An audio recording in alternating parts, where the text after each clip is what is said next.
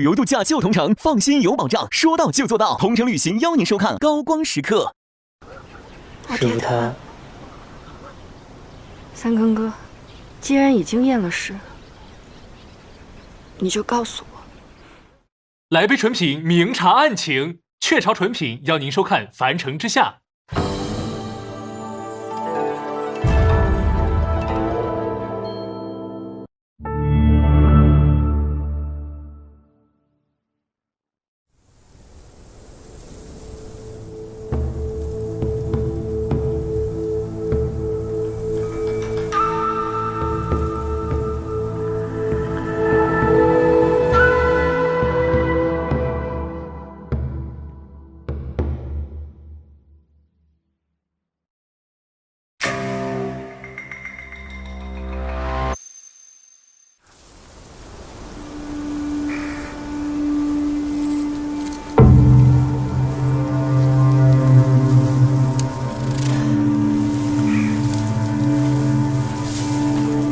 那边便是。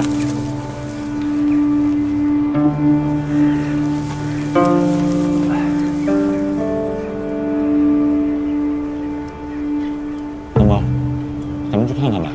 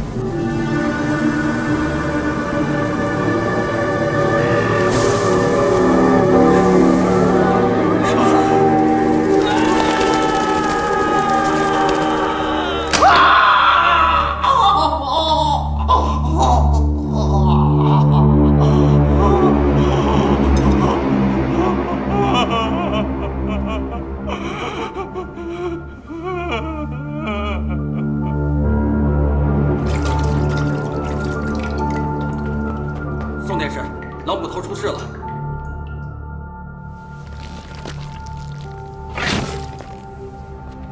上面有字。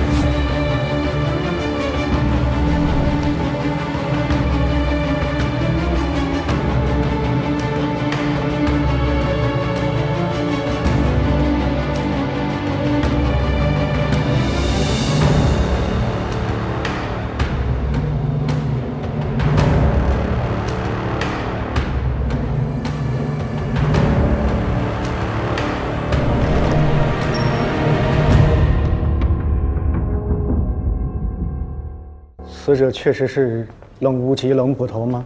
回老爷，确实是。先盖上。仵作，可有验尸结果？禀老爷，冷捕头头颈上有明显的勒痕，颈椎也被折断，小人推断应该是吊死的，被人用这根杠子穿透尸体，然后在尸体外面裹上一些稻草，做成草人立于田间。这凶手简直是丧心病狂啊！啊，这么长的一根木杠，可不多见啊。这应该是根吊杠。啊？何以见得？这杠子是桑木做的，你还懂木材？小人不懂，只是小人刚刚比对了8种木头，才确定是桑木。这桑木硬度、韧性俱佳，所以窖缸大多数都是桑木做的，再加上这长短粗细，因此小人断定它是窖缸。窖缸。那凶手是个轿夫。老爷，据小人想，凶手不太像轿夫。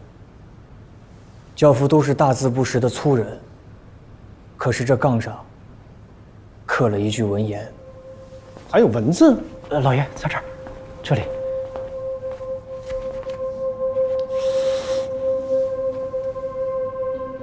吾道一以贯之。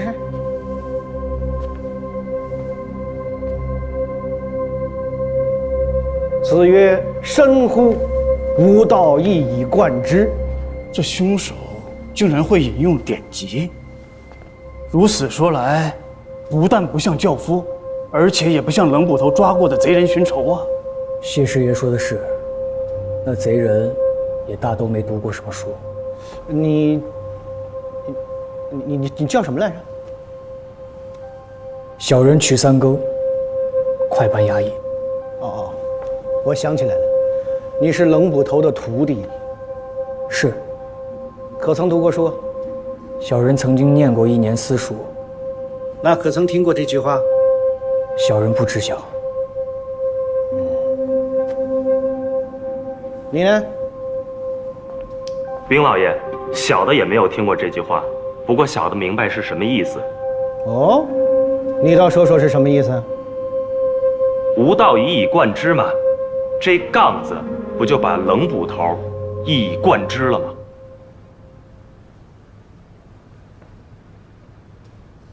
你倒是聪明。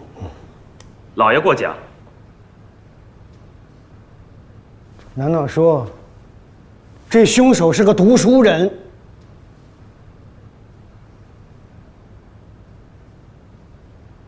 哎呀，你们倒是说说这案子该从何查起嘛？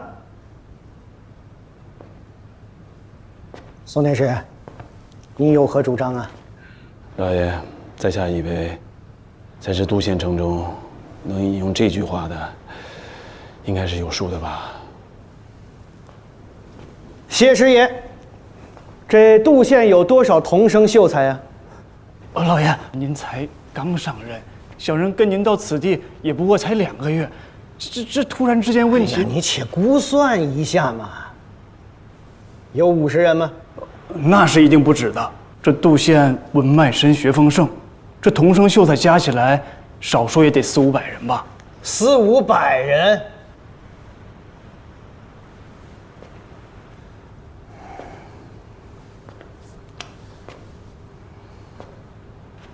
全部抓起来，挨个审。老爷三思啊，这不合法度。哎呀，本县也知道不合法度嘛，可是这个案子太离奇了。师爷有什么合乎法度的办法？老爷，以小人之见，咱们还是先报到府里吧，请府台示下。言之有理，我们等府台示下就是了。走，师爷，你宫门去。老爷且慢。现在快班没有了捕头，按照常例，该由造班的一班头监管快班。你看着办吧，啊。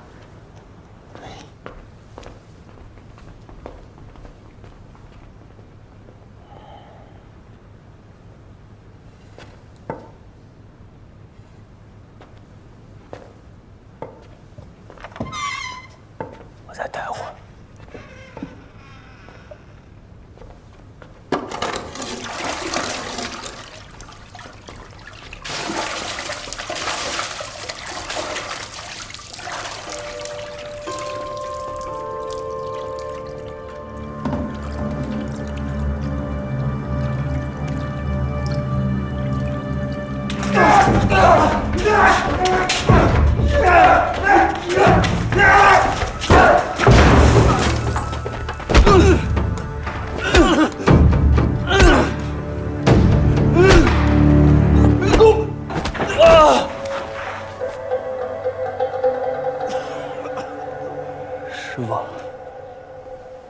下谁先动的手？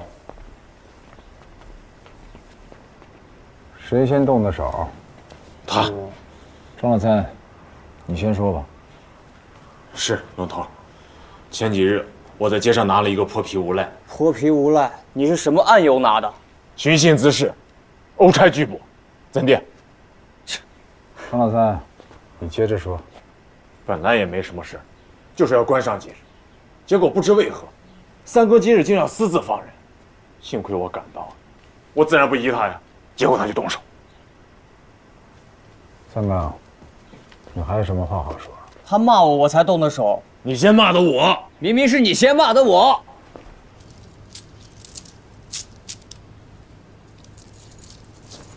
拿着，拿去看伤去吧。我会让三更给你个交代的。老头，这又何必？就是点皮外伤。让你拿着就拿着。多谢老头。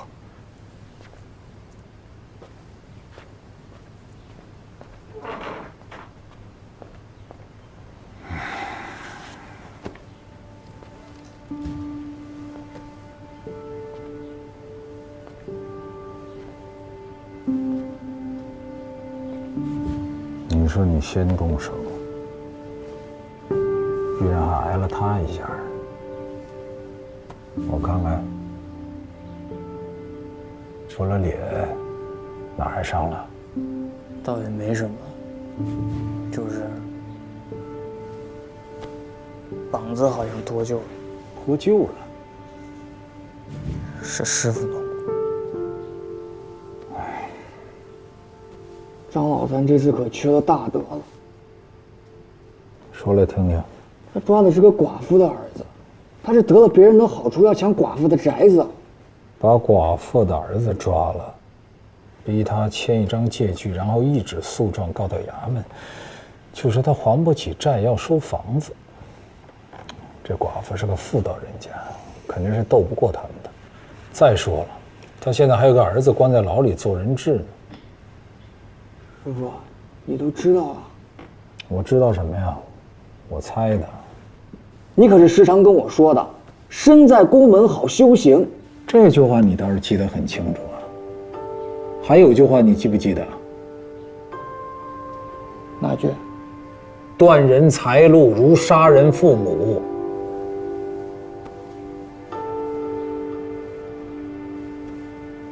师傅，我以为当捕快不是为了成全谁的财路，是要成全公道。公道就是像你这样直来直去的呀。公道是一条绕远的道啊。师傅，我不懂。你不懂就自己好好琢磨琢磨。这件事情里头应该不止张老三，应该还有别人。别人？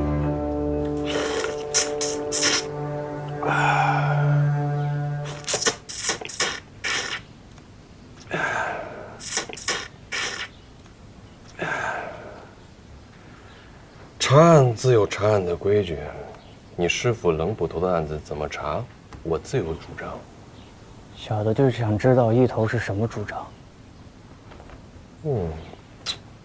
你们往日里都怎么查案啊？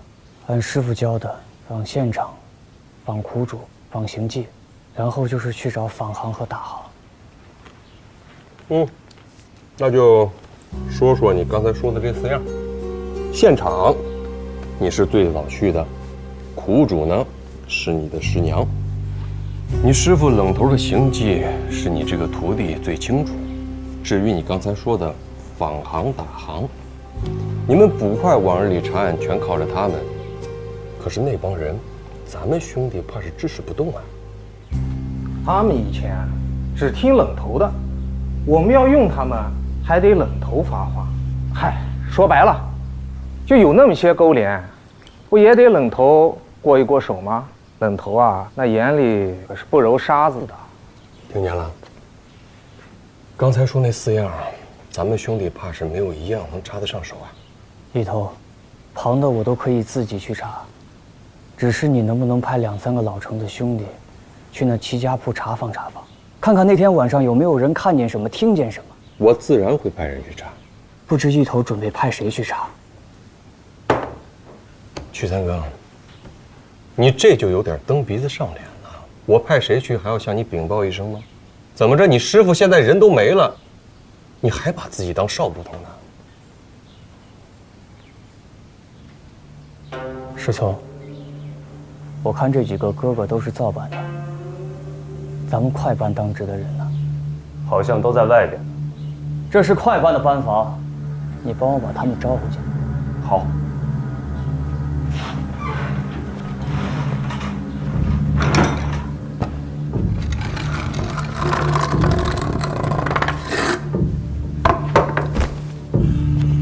来，放肆！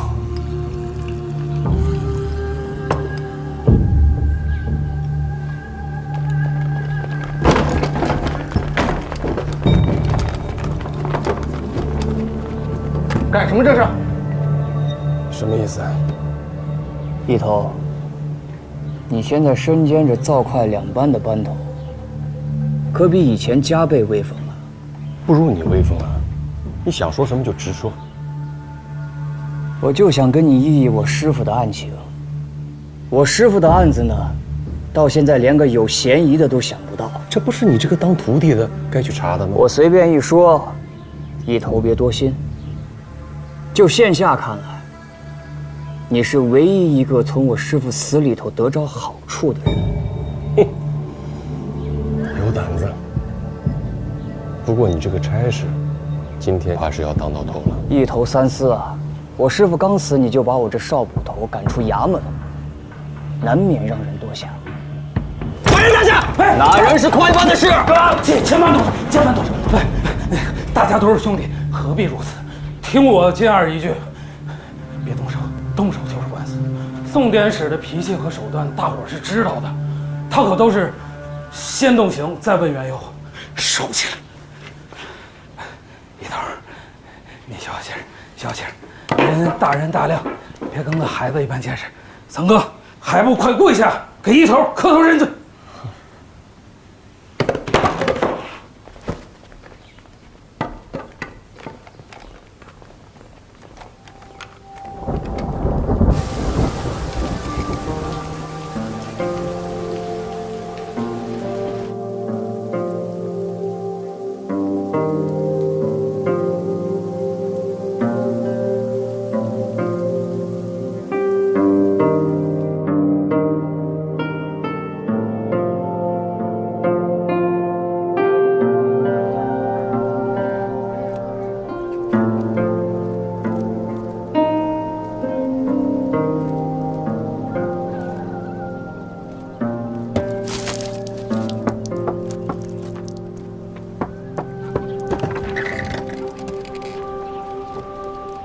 桂儿师妹，三更哥，你进来吧。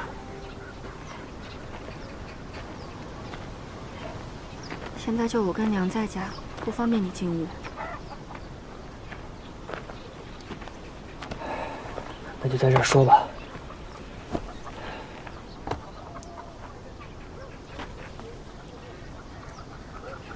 师傅他……三更哥，既然已经验了尸，你就告诉我爹他到底是怎么死的。仵作说他是被吊死的。在哪？尸体是在城东10里齐家铺的田里找到的。他出去办差，没带你。昨天没有差事，我就一直在衙门里。师傅是下午走的，我不知道师傅去了哪儿。师妹，现在家里有什么我能帮得上的？三更哥，我跟娘都是富的，弟弟也小，到办丧事的时候，少不得要你帮忙。那是自然。可现下你只有一件事情可以做。师妹，你说。拿住凶手，给爹报仇。三哥，你放心，兄弟们跟你都一个心气儿，都想着给冷头报仇呢。金二哥他们现在已经到齐家铺盘查去了。快班毕竟还是师傅的快班，反行打汉不买别人的账，只能你自己去了。说实话啊，我不太相信他们。不太相信？确实，他们的话都真真假假。倒不是因为这个，我还没想明白师傅的死对他们来说是好是坏。冷头的死，于他们有什么好处吗？现下还不好说，找肯定还是得去找他们的。不过，给我们自己先查出些端倪再说。认识这地方吗？哼，说来可笑，我15岁那年啊，曾经起了个誓，我这辈子再也不会来这种地方。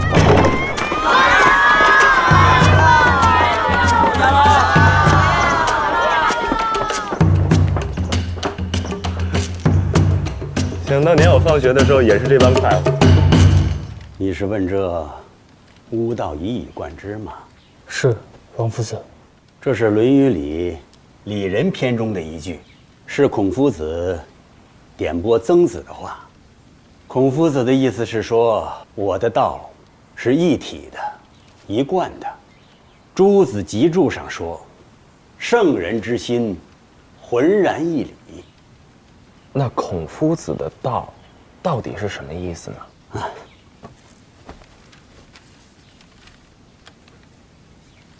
夫子之道，忠恕而已矣。这“忠恕”二字何解？诸子集注上说：“忠心为忠，如心为术。忠即是一心一意，术即是推己及人。”道理说的可太好了。可是，王夫子，这道理能用来杀人吗？官差何出此言呢？圣人之道是用来教化做人的，怎么可以去教人杀人呢？是圣人的道理，一样可以杀人啊！哎，舅舅，该如何杀呢？放肆！可追啊，你好歹也是个秀才，怎能如此曲解经典、胡言乱语？要是让县里的教鱼听到了，还不革了你的功名？舅舅，我只是想告诉二位公差，若是想依照典籍来破案，那就不能按照正解来。突击，你刚才说的不依正解是什么意思？小狗，你先别乱叫，我让我舅舅先把正事给我办了。我的歪姐啊，亵渎得很，若是惹恼了舅舅，你们俩可帮不了我。舅舅，哦，两位官差稍等片刻，我去就来。可追，在此等候。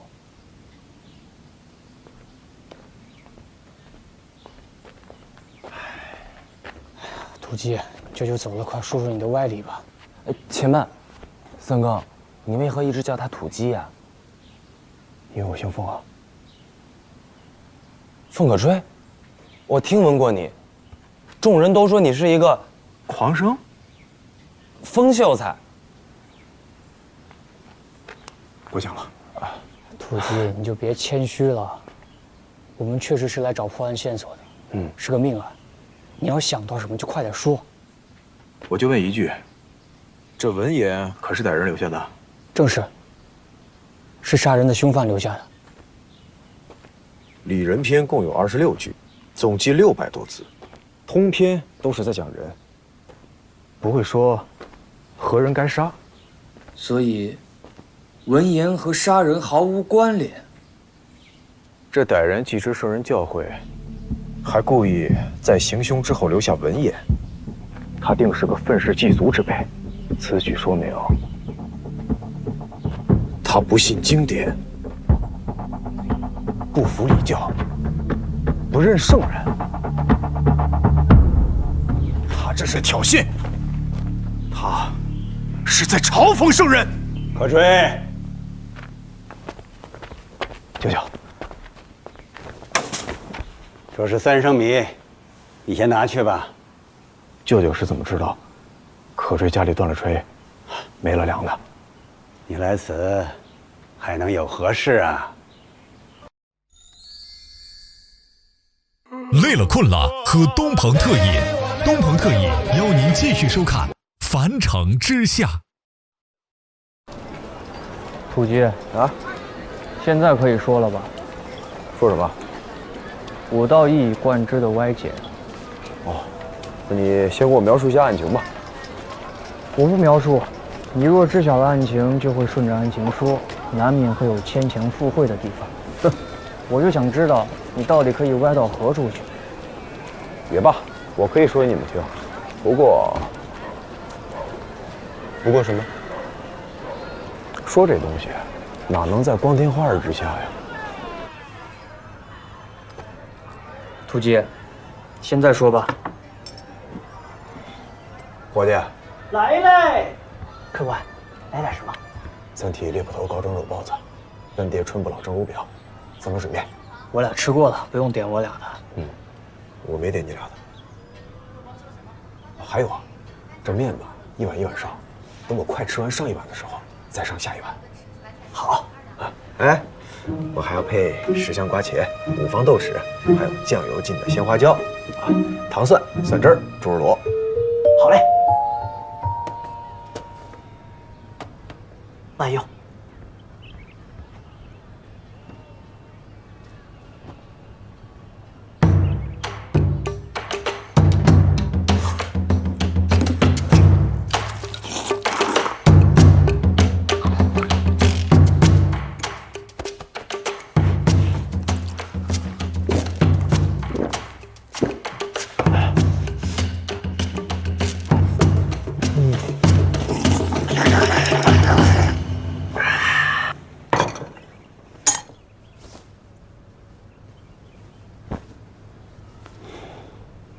俗话说吃人嘴短，我呢就把我的解法说与二位听听。我们发现尸体时是……刚刚不是说了，若是我知道案情会牵强附会吗？我就想知道一点，发现尸体之时，是在屋室之内，还是在光天化日之下呀？光天化日之下。仇杀，深仇大恨，这凶手有冤，他想要世人都看见。何以见得？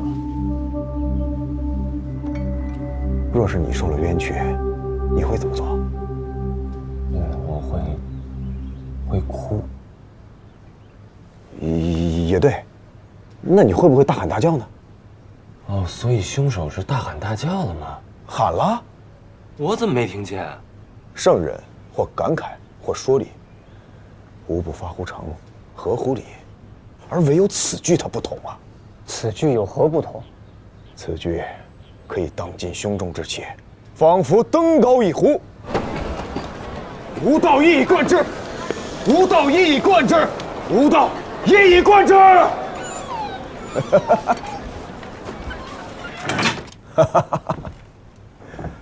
受尽委屈的时候，不就是想要宣泄一下吗？除了宣泄之外呢？凶手是在说反话。反话？他应该是想告诉大家，死的人是不忠不恕之人。什么叫不忠不恕？那就要看死的是什么人了。死的是我师父。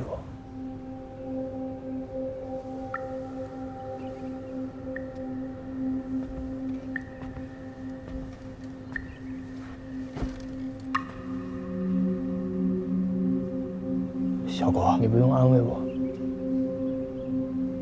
你告诉我，什么叫不忠不恕？那作为捕头，忠恕是什么？维护公道是忠，为人伸冤是恕。那渎职枉法就是不忠，草菅人命就是不恕。你胡说！哎，反正是凶手说的话，凶手说的话怎么能当真呢？三哥。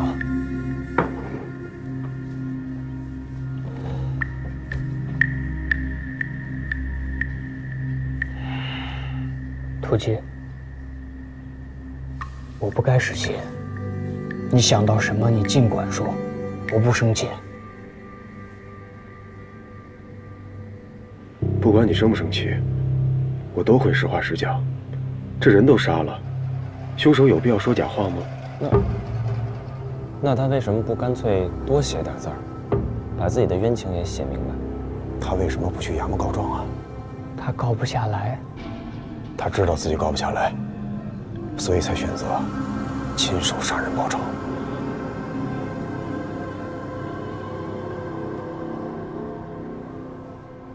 说我师父草菅人命，我是绝技不信的。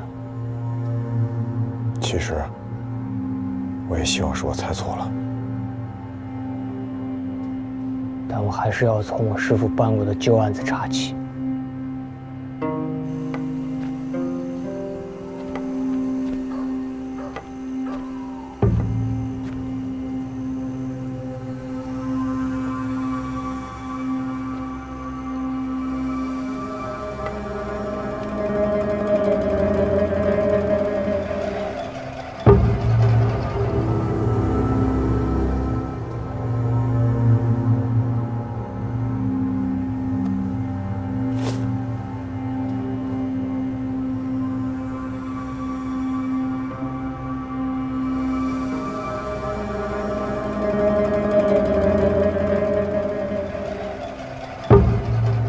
宋天使，曲三更，你当捕快多久了？1年100役，4年捕快。这5年中跟你师傅经手了多少命案啊？37桩。都是什么案子？斗殴致死26桩，抢劫杀人6桩，奸杀3桩，还有1桩勾结奸夫毒杀亲夫，1桩刺死债主，然后埋尸荒野。破案多少啊？斗殴的刚好破了1半，另一半凶手在逃，抢劫、奸杀都只破了1桩，杀夫、杀债主的都破了。2起预谋杀人的倒是都破了。是。知道为什么吗？这小人未曾想过。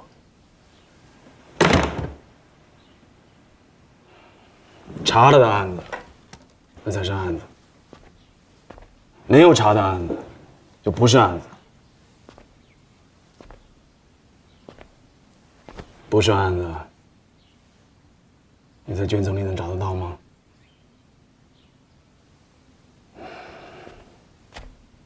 那些溺水而亡的，就真的是无意落水；那些掉进井里的，就真的是意外失足；那些暴病而亡的，就真的是暴病；那些悬梁自尽的，有多少是被了抢了田产，被人扒了妻女？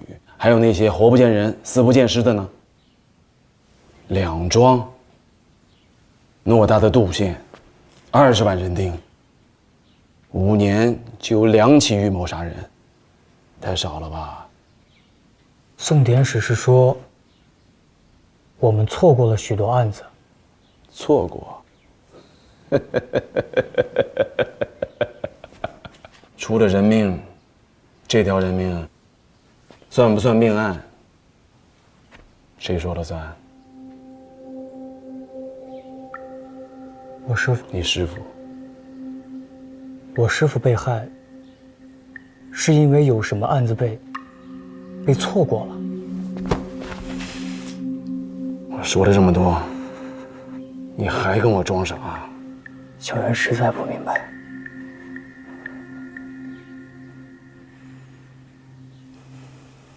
你回去好好想想。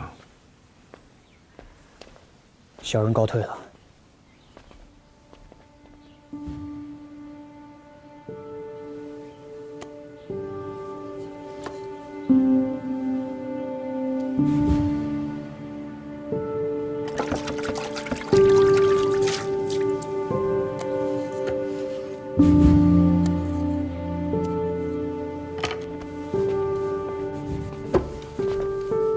哎，三哥，冷头的腰牌，冷头前日申时从衙门走的，他没拿腰牌，他不是去公干了。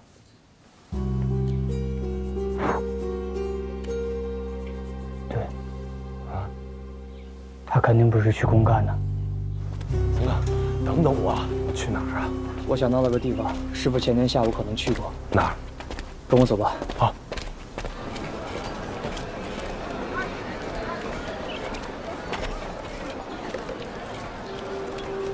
三哥，你知道这翠华楼是何处所在吗？青楼。你的意思是，冷头那天半下午还来逛了个窑子？师祖，我找你同来是想多双耳目，免得我忽略错漏掉什么线索。但是，如果你把此事说与别人，败坏了师父的清誉，我曲三更定不会与你善罢甘休。哎，三更，你放心，这衙门上上下下，谁不知道我高世聪是城府极深的？这样，我给你起个誓，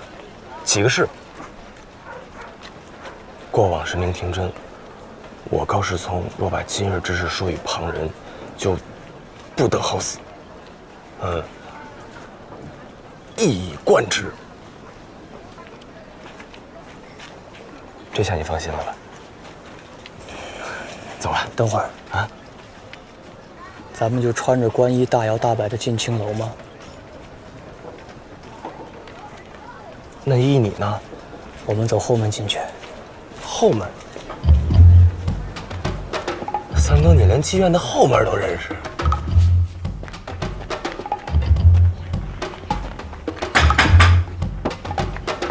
这是谁呀？这是？哎呦，二位官差，有何贵干呀？咱这也不曾闹贼呀。隋老三，你睡迷糊了吧？你不认识我了吗？哎呦，这不三更哥吗？哎呀，睡迷糊了。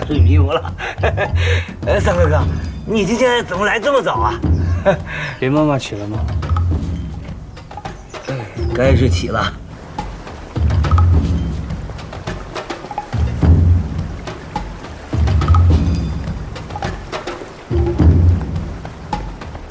来，二位，请坐来。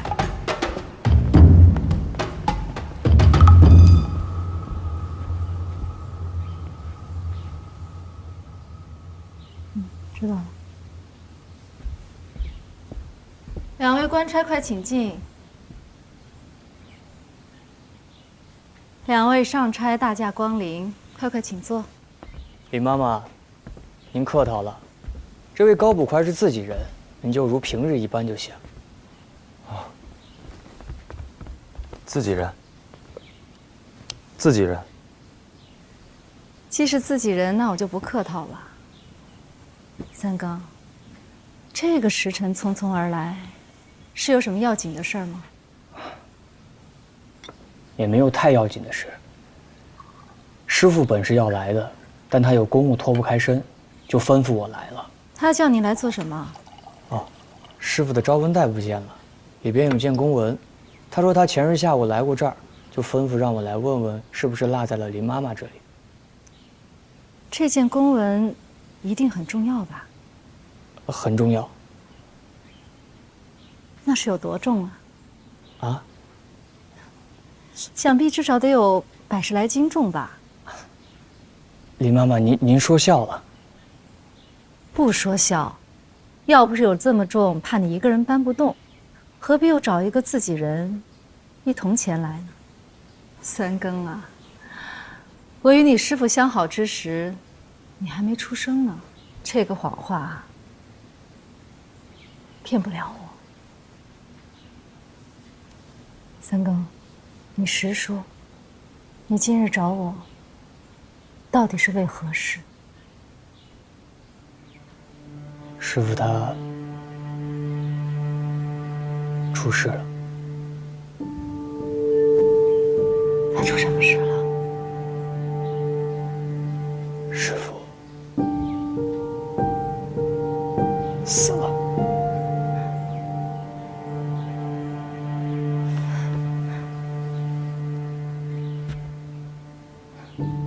你说什么？还再说一遍。师父死了。如何死的？死于非命。何时？这是何时的事？前天。前天。前天他还来过我这里啊。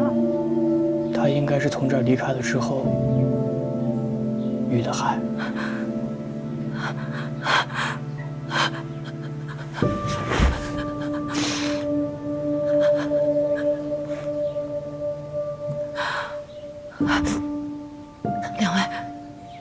两位，请暂且一步，请过关再来。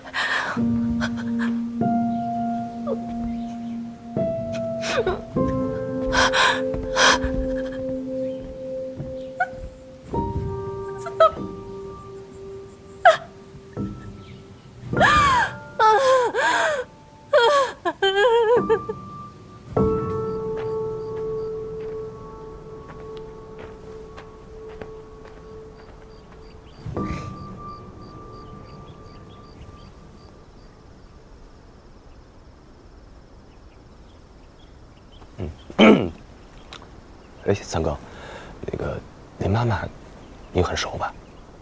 我经常帮师傅来送信，有时候他吃醉了酒，还会来接他。那为何你刚才不直接问他，冷头那天下午是否来过这儿？直接问不妥当。说他跟师傅的死有什么瓜葛呢？你怀疑他？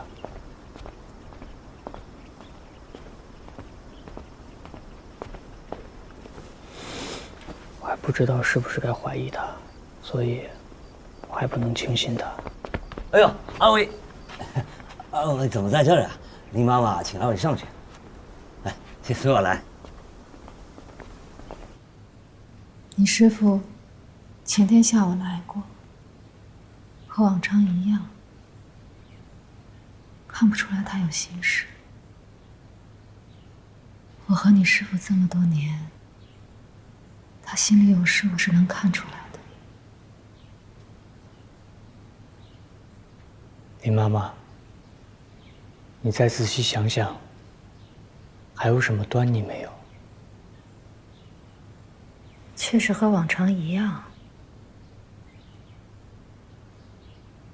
啊，他说了几句，那个新来的县太爷说那个太爷是个猫官儿。猫官儿？什么是猫官儿？无极做了20多年的捕头，伺候的老爷多。他把官儿分成了狼、犬、蛇、鼠、猫5类。狼自然是最狠最贪的，犬嘛，不管自己贪不贪，但是会把家看得极严，手下当差的基本上捞不到什么油水。蛇柔弱无骨，其实最毒，但蛇也是爬得最快的。鼠不但奸，而且贪，什么芝麻绿豆大小的便宜都不会放过。还有，就是猫。师傅说，对咱们当差的来说，猫是最好的。猫嘛，喜欢别人顺毛，顺了毛就温驯得很，而且除了玩耍就是睡觉，睡觉的时候还居多。猫不是最善捕鼠吗？这位捕快小哥，怕是没养过猫。我翠华楼也有几只猫，若是平日也喂饱了，哪里会想要去捕鼠？只是抓了一只，做做样子罢了。哦，原来是这么回事儿。冷头太会打比方了。林妈妈，师傅是何时走的？酉时走的，大约是酉正时分。酉正？肯定是酉正吗？不会错。掌灯之前，那就是我们将要上课的时间。那他有没有说他要去哪里？还有没有什么其他的事情？他只是跟我说要回家。我一时想问的就这么多，再有什么还会来打扰的。林妈妈若是想到什么，也可以派人去衙门找我，我们就先告辞了。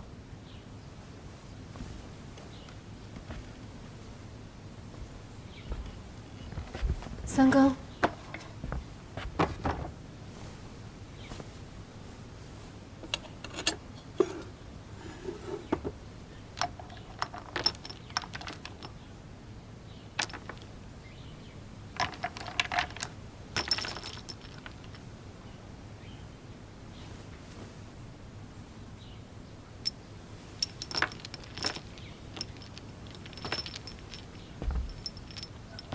你把这些拿给你师娘。林妈妈，我让你给你就给。你师父现在不在了，他们孤儿寡母，这以后的日子。可是，师娘若是问我这银子从哪来的，林妈妈，我该如何说啊？你就说是城东的薛举人给的。多年以前，薛举人欠了你师父好大一个人情。林妈妈，那我替师娘谢谢你了。你师父一直把你当做他儿子看的，你一定得对得起他。林妈妈，三更记得。林妈妈说师父要回家，可师父的尸体是在城外发现的。师父是有正事离开这儿的，就快要关城门了呀。离这儿最近的是东门。尸体是在东门外十里的齐家铺发现的，应该是出了东门。从这儿走到东门最多2刻就到了。他为什么要在那个时候出门呢？出去可就回不来了呀。所以冷头是在这儿改了主意，突然要出城的。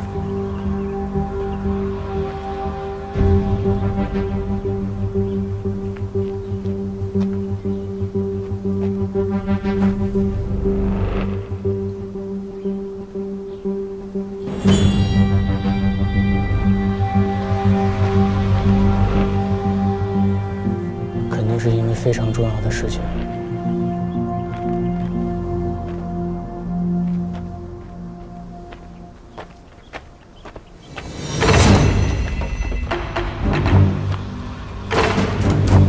那会不会是在这儿遭了暗算呢？这儿也很僻静。不会，仵作说师傅是被吊死的，这里肯定没办法吊死人的吧？无论凶手是谁，几个人，打闷棍也好，绑架也好，以师傅的身手，都是会留下一些搏斗的伤痕的。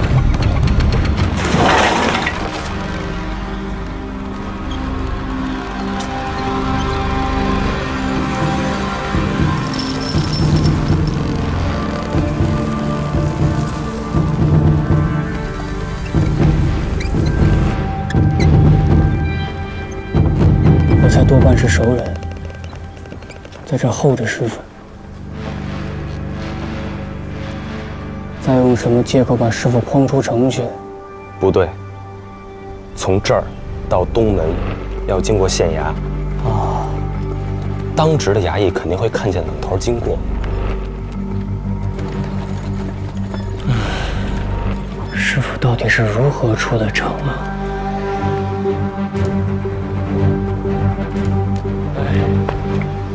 等等我，三哥。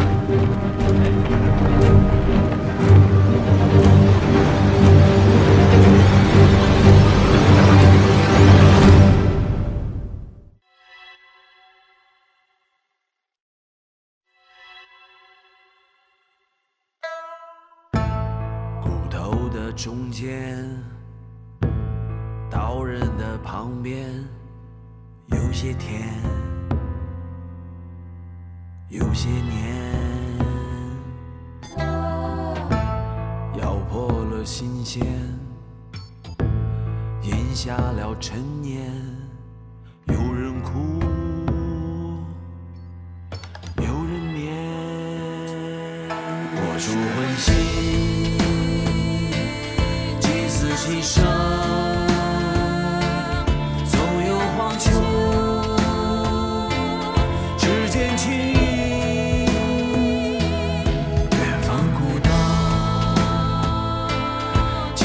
翻唱，野火不尽，岁岁枯荣。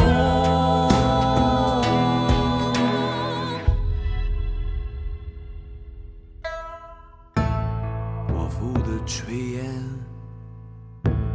命运的上签，就之前换个圆。的誓言，职场的尘缘，风一吹就不见。我数魂兮，祭祀牺牲，纵有黄泉。